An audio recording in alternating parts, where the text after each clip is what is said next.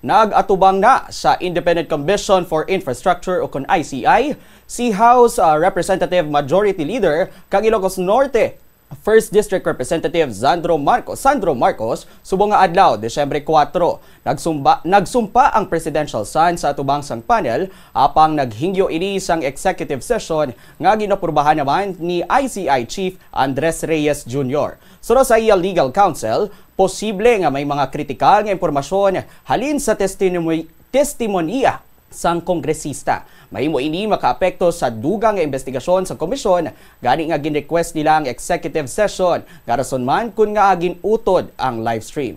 Yari ang kabahin sang pag-atubang ni Representative Marcos sa ICI. Good counsel, may I ask for the grounds why you request for an executive session?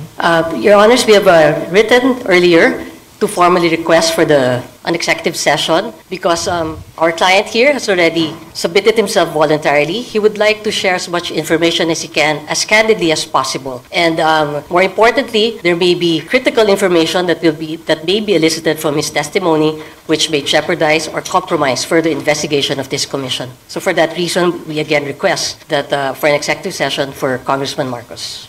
Sir, do you consent to distribute copies of your sworn affidavits and other exhibits to the public and other forms of mass media, including social media? Yes, sir, I consent. Do you confirm that you submitted to the Commission a letter requesting for an executive session? Yes, sir, we do. Do you consent that the Commission may share this letter request to the public and other forms of mass media? Yes, sir. Naibaluan nga nag-atubang Sandro sa ICI matapos ginlawag siya ni designed ako Bicol Representative Zaldico nga nag-insert sang at least 50 billion pesos nga balor sang public works projects sa national budget sang tuig 2023, 2024 kag 2025. Una naman nga gindenay sang presidential son ang among aligasyon. Sa iya pagsumite sang iya kaugalingon sa panel subong nga hapon, ginklaro sini nga voluntaryo ang iya pagkadto. Wala siya ginsabwena, hindi siya subject sang investigasyon, kag nagkadto lamang siya agud magbulig sa investigasyon. First of all, I would just like to say I came here on a voluntary basis so I could help the ICI in their investigation. I was not served a subpoena. I am not subject to any investigation. However, I am willing to give and tell the ICI anything that I might know that will further the investigation.